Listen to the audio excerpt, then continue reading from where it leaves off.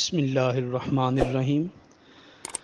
سوال پوچھا گیا ہے کہ جس شخص نے قربانی کرنی ہو اس کے لیے بال اور ناخن کاٹنے کا شرعی حکم کیا ہے؟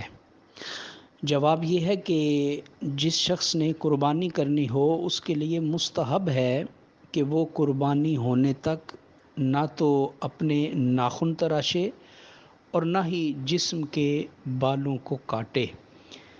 صحیح مسلم کی حدیث نمبر 1565 ہے جس میں نبی کریم صلی اللہ علیہ وسلم نے ارشاد فرمایا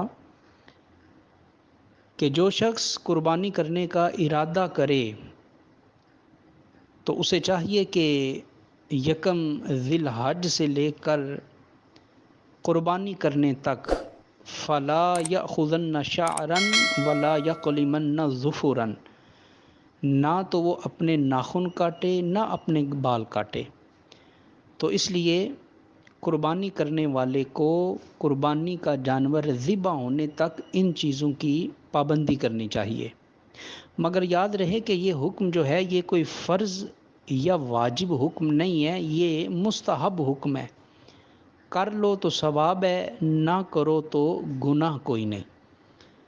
اس لیے اگر ثواب لینا چاہتے ہیں تو ان دو چیزوں کی پابندی کر لیں تو انشاءاللہ ثواب ملے گا، اور اگر کوئی کسی مجبوری کی وجہ سے بال یا ناخن کاٹ لیتا ہے تو پھر اس کے اوپر گناہ کوئی نہیں۔